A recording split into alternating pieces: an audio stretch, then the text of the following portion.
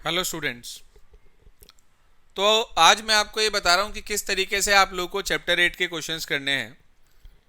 पिछले वीडियो में मैंने आपको बेसिक कंसेप्ट्स बताए थे चैप्टर नंबर 8 के कि किस तरीके से आप रफ स्केचिंग करते हैं किसी भी दिए हुए कर्व की। अब हम उन्हीं स्केचिंग्स की हेल्प से इसके क्वेश्चंस को करेंगे। तो ध्यान दीजिए, चैप्टर नंबर 8 के पहली एक्सरसाइज के एग्जाम्पल से शुरुआत कर रहे हैं हम। सबसे पहले आप निकाल लीजिए एग्जाम्पल नंबर 1। क्या कहा उसने? कह रहा find the area enclosed by the circle x square plus y square equals to a square. देखो, अगर क्वेश्चन आ गया, ऐसा क्वेश्चन अगर सपोज आपके पास आ जाए किसी भी एमसीक्यू में, तो इसका सीधा सीधा आंसर हो सकता है हमारे पास कि पाई आर स्क्वायर फार्मूला होता है, इसका सेंटर 0 0 है, रेडियस ए है, तो आंसर पाई ए स्क्वायर आ जाएगा। लेकिन अगर इसे सब्जेक्टिव करना हो और आप डायरेक्ट आंसर लिख दें तो आपको 0 मिल जाएगी। तो क्या तरीका है इसे करने का, वो समझ लीजिए आप। आपने सबसे पहले ये पहचाना कि ये सर्कल है। अगर वो नाम ना भी देता हमें तो हम इसे पहचानते कि ये सर्कल है, दोनों क्वाड्रेटिक हैं और कोफिशिएंट सेम है। तो इसका सेंटर हमारे पास 0 0 है मेरे बच्चे, और रेडियस हमारे पास है ए। सेंटर हमें मिल गया, रेडियस हमें मिल गया, दोनों चीज हमें मिल गई। हमने इसकी रफ स्केचिंग करी इस तरीके से। ये एक्स एक्सिस हमारे पास, ये वाई एक्सिस, ये हमने सर्कल बना दिया बेटा। इसमें सेंटर ये है हमारा 0 0 और रेडियस ये है हमारा ए। तो जितना ये इधर है उतना ही इधर है, उतना ही इधर है, उतना ही इधर है। यानी कि जो हमारा सर्किल है ये, तो हम ये कह सकते हैं कि ये जो हमारा रिक्वायर्ड एरिया है ये एक्स एक्सिस के अबाउट भी सिमेट्रिक है और वाई एक्सिस के अबाउट भी सिमेट्रिक है। जैसा इधर ऐसा इधर, जैसा ऊपर वैसा नीचे, तो चारों क्वाड्रेंट में बराबर हिस्सा आ रहा है। तो हम ये लिखेंगे कि since required area is symmetric about both axis, तो इसका मतलब it implies required area is equals to integral of. अब इंटीग्रल ही क्यों लगता है भाई एरिया निकालते टाइम? एक्चुअली हम क्या करते हैं, ध्यान से समझिए। जैसे आपको इसका एरिया निकालना है तो आप ये डिसाइड करेंगे कि आप लिमिट एक्स एक्सिस पे लेंगे या लिमिट वाई एक्सिस पे लेंगे, मर्जी आपकी है। देखो, कुछ क्वेश्चन ऐसे होते हैं जो दोनों तरफ से सेम डिफिकल्टी लेवल के होते हैं, मगर कुछ क्वेश्चन ऐसे होते हैं जो एक्स एक्सिस से लिमिट लें तो आसान, वाई एक्सिस से लिमिट लें तो भारी, या वाई एक्सिस से लिमिट लें तो आसान और एक्स एक्सिस से लिमिट लें तो भारी। अब इसमें ऐसी कोई टेंशन नहीं है, ये जो आपके पास है इसमें ऐसी कोई टेंशन नहीं है। अगर हम एक्स एक्सिस पे लिमिट लेते हैं तो वो भी 0 से ए आएगी हमारे पास, और अगर हम वाई एक्सिस पे लिमिट लेते हैं तो वो भी 0 से ए ही आएगी हमारे पास। यानी कि डिफिकल्टी लेवल सेम है इसमें। अब आप ध्यान से देखो कि अगर मैं एक्स एक्सिस पे लिमिट ले रहा हूं तो मुझे दिख रहा है कि वो 0 से ए तक जा रही है। आप देखो, 0 से ए तक लिमिट जा रही है तो वो सारा एरिया किस कर्व के अंडर आ रहा है? ऑब्वियसली सर्कल के इस पार्ट के अंडर में आ रहा है। हमेशा एरिया एक्सिस तक निकलता है, बीच में कहीं नहीं रुकता, पहली बात। तो मैं सिर्फ इस क्वाड्रेंट का एरिया निकाल लूंगा। अब क्योंकि ये चारों में एक जैसा है, मैंने बताया it is symmetric about both axis, तो इसका मतलब हम इसकी 4 से मल्टीप्लाई कर देंगे, 4 इंटू। ये 4 इसलिए आया क्योंकि ये दोनों एक्सिस के अबाउट सिमेट्रिक है। अगर किसी एक एक्सिस के अबाउट सिमेट्रिक होता तो 2 इंटू आता हमारे पास।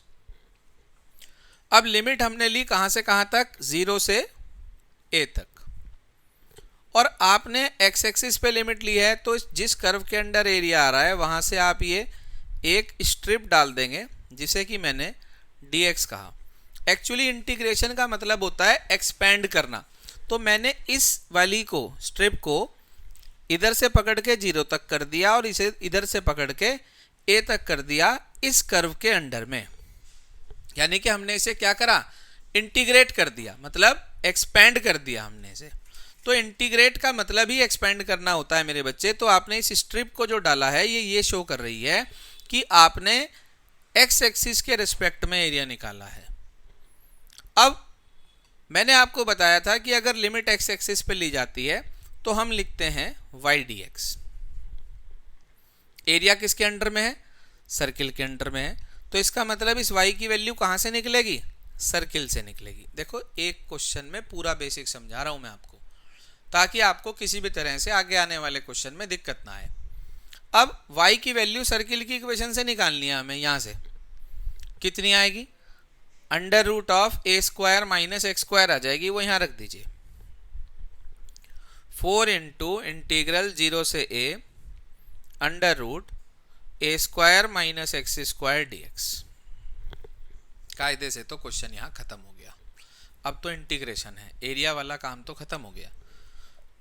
अब इंटीग्रेट करिए। 4 ये रहा इंटीग्रेशन ऑफ, इसका इंटीग्रेशन का फार्मूला मैंने आपको लिखवाया भी था, x upon 2 under root a square minus x square, फिर plus a square upon 2 sine inverse x upon a. कहां से कहां तक? 0 से a तक। रख दीजिए आप इसके अंदर वैल्यू। 4 तो ये रहा, a जब यहां रखेंगे तो a upon 2 under root a square minus a square, ये तो 0 हो गया भाई पहला।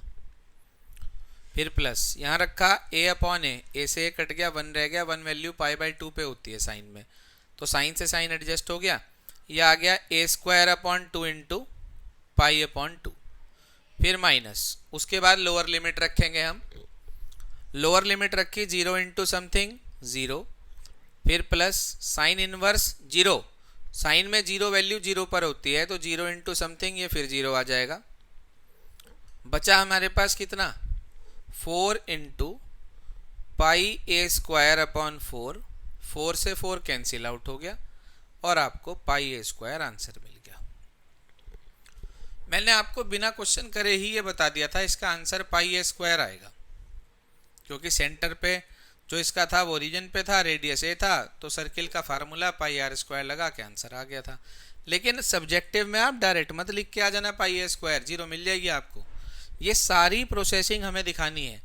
हमें ये भी बताना है कि ये हमारा जो कर्व है ये सर्कल है, बाई चांस क्वेश्चन में दिया था इसलिए मैंने नहीं लिखा। सेंटर बताना है, रेडियस बताना है, स्केचिंग करके दिखानी है। फिर ये भी लिखना है कि हाँ ये दोनों एक्सिस के अबाउट सिमेट्रिक है, इसलिए 4 से मल्टीप्लाई हुई।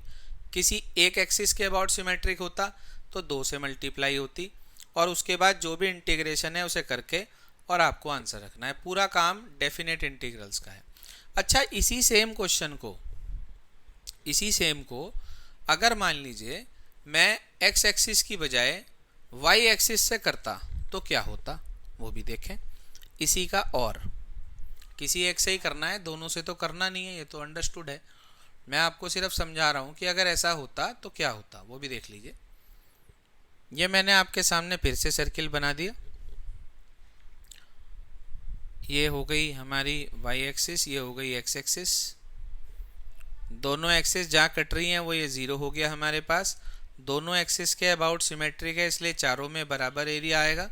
ये 0, ये ए हमारे पास, ऐसे ही यहाँ पर ये ए आ गया हमारे पास। अब की बार हम वाई एक्सिस पे लिमिट लेना चाह रहे हैं, और देखा हमने वाई एक्सिस की तरफ से भी ये जो एरिया है वो सर्किल के अंडर ही आ रहा है, तो यहाँ पर आपने ये स्ट्रिप डाल दी। y पर है इसलिए हम इस स्ट्रिप को dy कह रहे हैं, और इसे हम इंटीग्रेट कर रहे हैं, फैला रहे हैं 0 से a तक। तो लिखेंगे वैसे ही सिंस, बाकी सेंटर रेडियस वही रहेगा कि since required area is symmetric about both axis, symmetric about both axis, दोनों एक्सिस के अबाउट सिमेट्रिक है, तो इसका मतलब रिक्वायर्ड एरिया बराबर होगा 4 इंटू इंटीग्रल ऑफ 0 से a और x dy आएगा। आपकी बार x की वैल्यू निकाल लो यहाँ से, under root a square minus y square आ जाएगी, तो 4 इंटू इंटीग्रल 0 से a under root a square minus y square और dy। अरे भाई ये तो वही वैल्यू देगा जो यहाँ आई, क्योंकि देखो ना तो लिमिट चेंज हुई,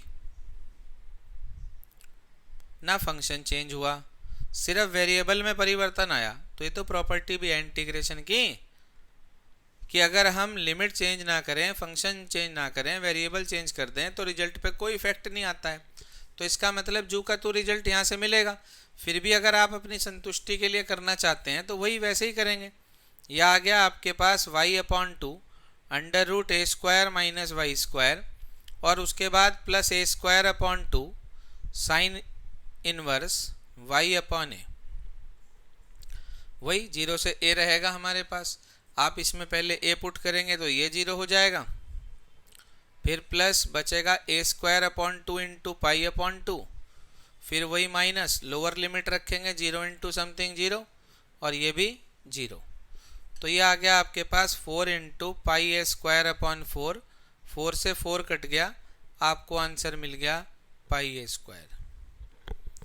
यह आपके पास अभी जो हुआ वो सिर्फ और सिर्फ पहला एग्जाम्पल हुआ जो मैंने आपको अभी अभी समझाया। ये देख लें एक बार अच्छे से। अब इसके बाद हम आगे चलते हैं, बात करते हैं अगले एग्जाम्पल की। एग्जाम्पल नंबर 2 की बात करते हैं। देखो हर तरह का मैं आपको क्वेश्चन एक्सप्लेन कर रहा हूं यहाँ पर कि किस तरीके से आपको वर्क करना है, वो समझ लीजिए। तो एग्जाम्पल नंबर 2 पे आते हैं। क्या कह रहा है एग्जाम्पल 2? उसने कहा find the area enclosed by the ellipse x² / a² plus y² / b² is equals to 1। तो मैंने आपके सामने इलिप्स की इक्वेशन लिखी जो एग्जाम्पल 2 में दे रखी है। अब मैं आपको ये दोनों एक्सिस से नहीं बताऊंगा, एक ही एक्सिस से मैं आपको इसे एक्सप्लेन करूंगा। हमारे पास है, ध्यान दीजिए, हमारे पास है क्वेश्चन में x² / a² plus y² / b² is equals to 1। ये इलिप्स दिया हुआ है। अब हमें पता है कि भाई a बड़ा है b से, होता ही है a बड़ा, ये स्टैंडर्ड नोटेशन है इसकी। इसका मतलब ये x एक्सिस वाला इलिप्स हो गया हमारे पास कुछ इस तरीके से। या आपने दोनों एक्सिस बना दी, x एक्सिस और y एक्सिस, या आपने इस पर इलिप्स बना दिया। ये आपके पास आ गया a पॉइंट यानी कि a, 0। ये आ गया 0, b, इधर लिखेंगे 0 - b, इधर -a, 0। ये इसका सेंटर होता है 0, 0। अब ये हमारे पास एक इलिप्स है। तो समझने वाली बात सिर्फ इतनी है कि ये इलिप्स भी एक तरह से सर्किल वाला ही क्वेश्चन है, बस फर्क इतना है इसमें कोफिशिएंट अलग अलग है, इसलिए एक इसकी साइड बड़ी है, एक छोटी है। अगर ये दोनों बराबर कोफिशिएंट हो जाते, सेम हो जाते, तो ये भी सर्किल की शेप ले लेता। यही डिफरेंस होता है इसके अंदर। अब आप इसका एरिया निकालना चाहते हैं। आपने देखा कि सिंस, क्योंकि हमारा required area is symmetric about both axis, दोनों एक्सिस के अबाउट सिमेट्रिक है, तो इसका मतलब ये हुआ कि जो रिक्वायर्ड एरिया है मेरे बच्चे वो होगा इंटीग्रल 4 से मल्टीप्लाई होगी, 4 इंटू इंटीग्रल x पे ले रहा हूँ तो लिमिट क्या रहेगी 0 से a, x पे ले रहे हैं तो ये स्ट्रिप डाल दी हमने, इसे dx कह दिया, 0 से a, और x पे ले रहे हैं तो y dx लिखेंगे, y पे लेते हैं तो x dy लिखते हैं। बताई थी ये बात आपको नोट्स में भी। y की वैल्यू निकाल लो यहाँ से कर्व से, 4 इंटू इंटीग्रल 0 से a, y की वैल्यू निकाल रहे, इसे पहले उधर ले गए, इसका एलसीएम ले लिया, a² - x² a², b ऊपर चला गया और y से इसका अंडर रूट लेकर हमने वैल्यू निकाल ली यहाँ से। तो वैल्यू हमें मिली b/a into under root of a² - x² dx। b/a को बाहर ले लिया हमने, तो 4b/a इंटीग्रल 0 टू a और under root a² - x² dx।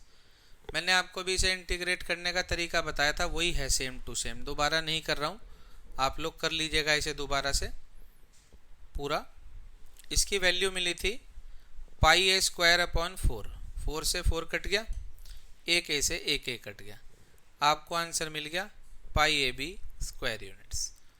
किसी भी इलिप्स के एरिया का डायरेक्ट फार्मूला होता है। जैसे सर्किल का होता है ना पाई आर स्क्वायर, क्योंकि उसमें दोनों सेम होते हैं आर और आर, तो इसलिए पाई आर स्क्वायर लग जाता है। इसके अंदर एक ए होता है एक बी होता है, तो पाई ए बी लग जाता है इसका फार्मूला।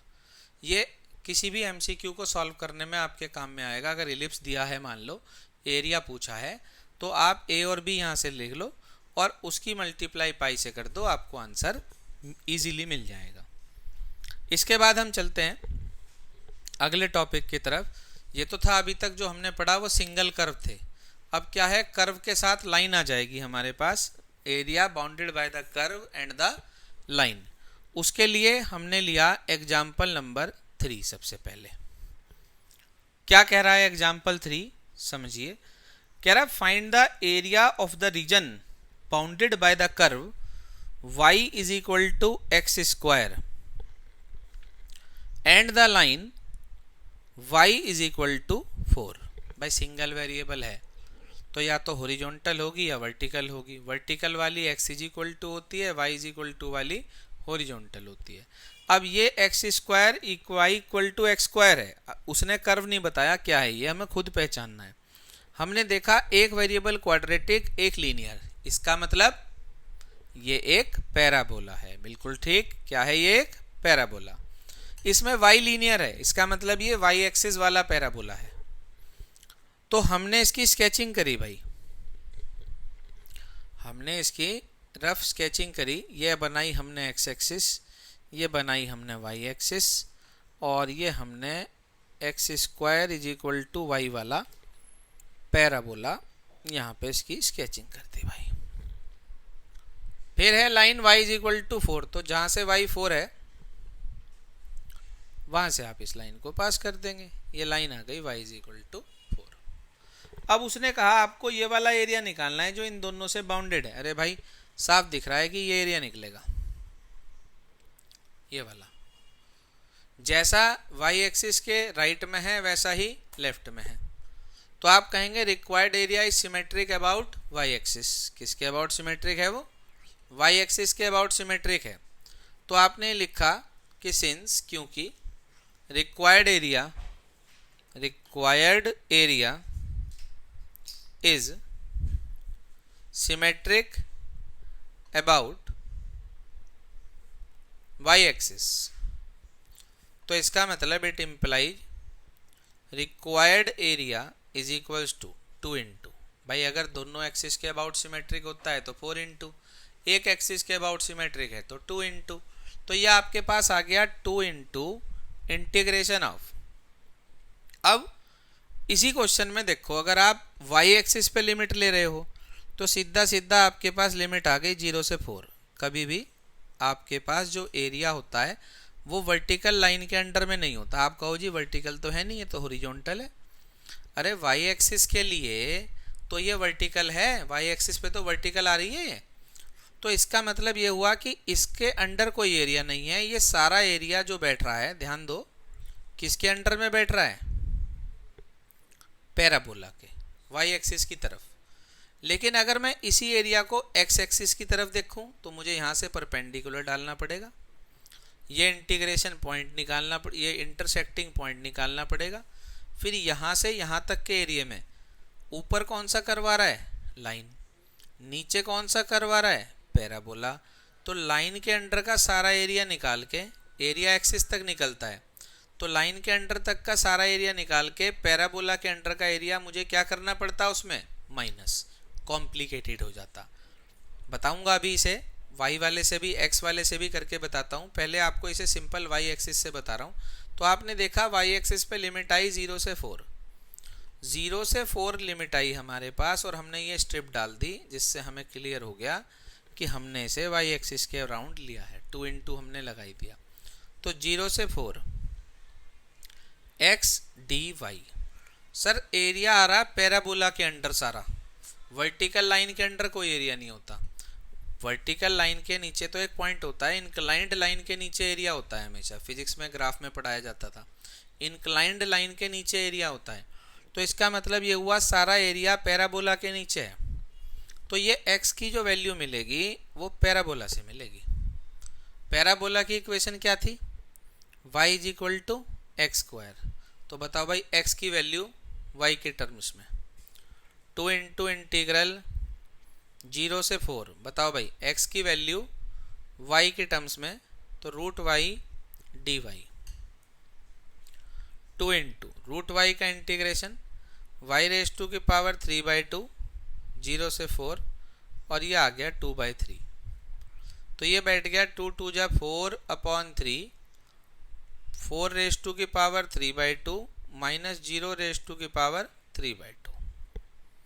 ये आ गया हमारे पास, मतलब 4/3 इंटू 4 को लिख दिया 2 का स्क्वायर, स्क्वायर वाले 2 से ये 2 कट गया, 2 का क्यूब बच गया हमारे पास 8 माइनस 0, तो 8 ही रह गया। इसका मतलब 8 4 जा 32/3 स्क्वायर यूनिट्स। ये आंसर आ गया मेरे बच्चे। आप कहो सर ठीक है वाई एक्सिस से तो हमें समझ में आ गया जैसे आपने बता दिया, क्या इसे ही हम एक्स एक्सिस से भी कर सकते हैं? और अगर हम इसे एक्स एक्सिस से करेंगे तो क्या कॉम्प्लिकेशंस पैदा होंगे, वो भी समझा दीजिए एक बार। तो निकाल लो, वो भी बता देते हैं इसी क्वेश्चन के रिस्पेक्ट में ही। एग्जाम्पल 3 दोबारा से समझा रहा हूँ, लिमिट लेते हुए कौन सी एक्सिस पर? एक्स एक्सिस पर। देखिए ध्यान से, तो हमने एग्जाम्पल 3 एक बार फिर से दोबारा से करना चाहा।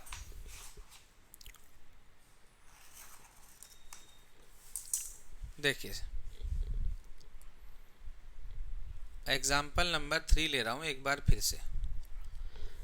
आपको दे रखा है find the area of the region bounded by the curve y is equal to x square and the line y is equal to 4।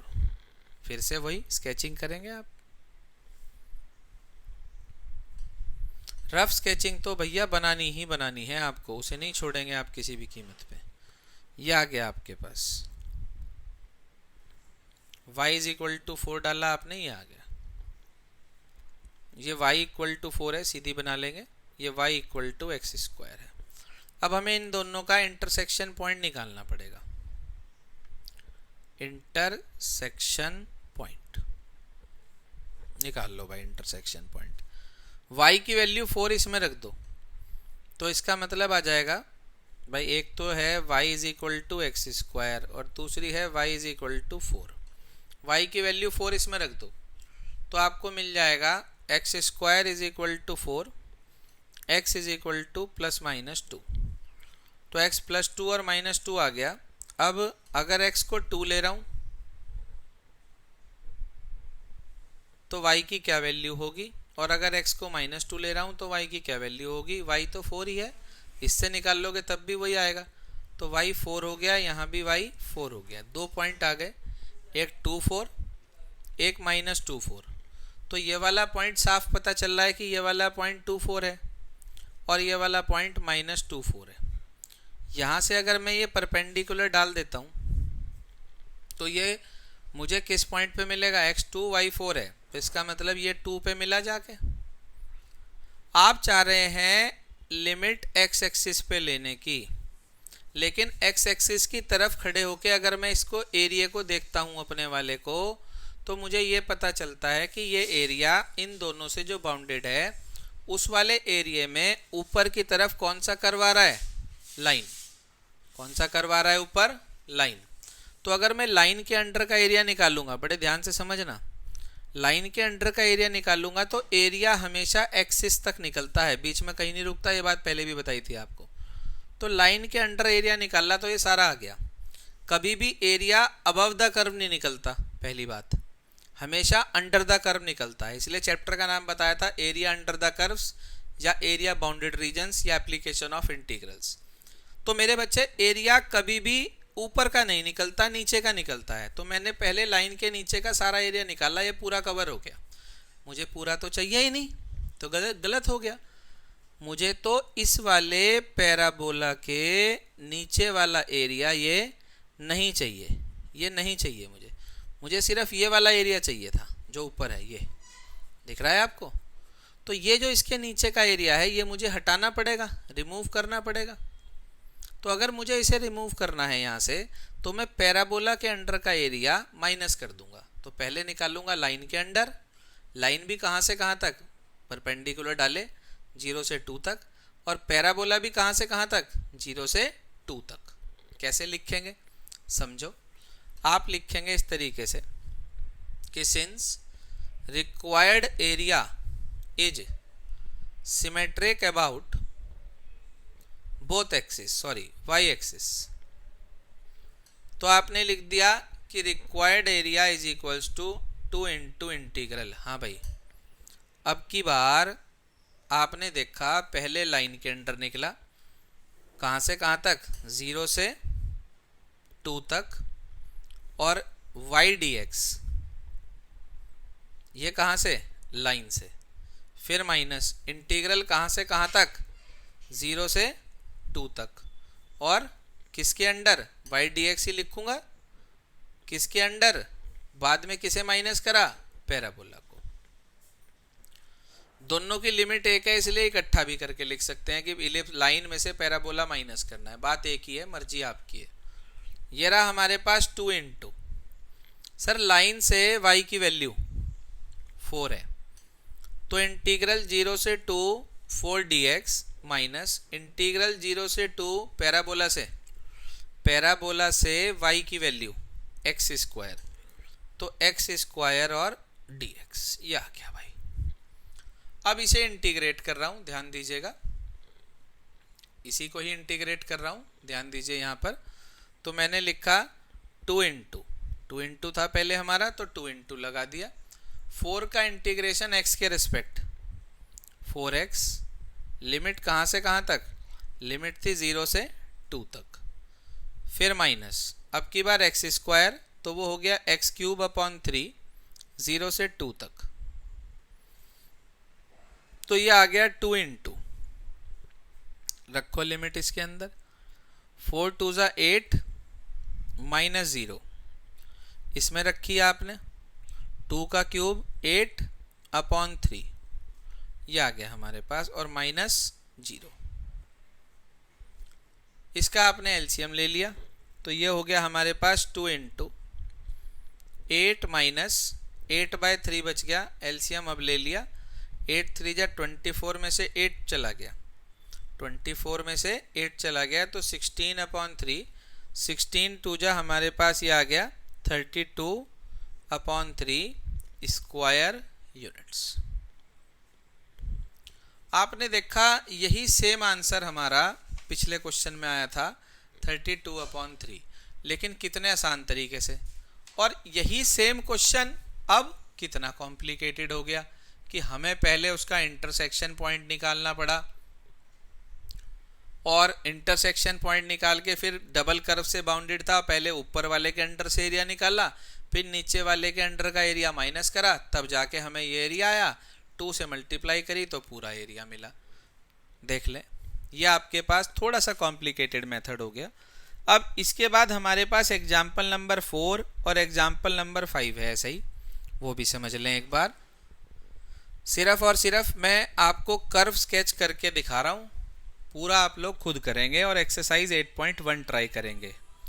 लिखा है हमारे पास, find the area of the region in the first quadrant enclosed by the x axis line y equals to x and the circle, लिख दिया इसने circle, ना लिखता तो भी हमें पहचानना था कि ये सर्कल है। ये आ गया x square plus y square equals to 4√2 का होल स्क्वायर, 4 का स्क्वायर 16, √2 का स्क्वायर 2, 32 आ जाएगा। तो सेंटर हो गया 0 0 और रेडियस हो गया हमारे पास 4√2। लाइन है जो दे रखी है हमें साथ में y इक्वल टू एक्स दे रखी है एक तो, और एक इसने हमें दे रखी है y is equal to x के अलावा इसने कहा था एंड द एक्स एक्सिस, अच्छा एक एक्स एक्सिस दे रखी है इसने। तो आपने स्केचिंग करी भाई। स्केचिंग तभी पॉसिबल है जब बेसिक याद हो और लिखा हुआ हो कॉपी में। भेज मैंने आपको दिया था, उसे आपने नोट कर लिया होगा। तो ये तो हो गया सेंटर 0 0, रेडियस है 4√2, ये रहा 4√2, यहाँ लिख दिया रेडियस। लाइन है y इक्वल टू एक्स, ध्यान देना लाइन है y इक्वल टू एक्स, मैंने आपको बताया था y इक्वल टू एक्स पहले और तीसरे क्वाड्रेंट से जाती है, इस तरीके से लाइन आ गई y इक्वल टू एक्स। अब इसमें चाह के भी हम सिंगल कर्व से नहीं कर सकते, देखो जीरो से शुरुआत हुई, एरिया हमें ये निकालना है, इससे इससे और इससे बाउंडेड जो है, इन तीन से bounded line y equal to x, circle और x एक्सिस। अब यहाँ से शुरुआत हुई तो एरिया किसके अंडर चल रहा है, ये लाइन के, लेकिन यहाँ जाके कर्व चेंज हो गया तो यहाँ से परपेंडिकुलर डाल दिया। अब यहाँ से यहाँ तक का एरिया लाइन के अंडर है और यहाँ से यहाँ तक का एरिया सर्किल के अंडर है। अब ये दोनों सेपरेट हैं, ये तो ओवरलैप हो रहे थे तो माइनस हुए, ये सेपरेट हैं, इन्हें क्या करेंगे हम ऐड करेंगे, लेकिन मेरे पास ये वाला पॉइंट तो है ही नहीं।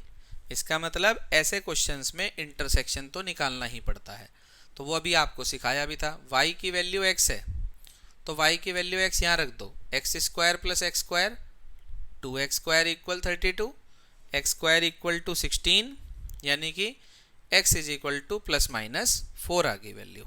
तो 4 पे यहाँ हुआ और -4 पे यहाँ इंटरसेक्शन होगा, तो 0 से 4 तो लाइन के अंडर और 4 से 4√2 सर्किल के अंडर, दोनों को ऐड करेंगे, ट्वाइस नहीं करना है क्योंकि यही है।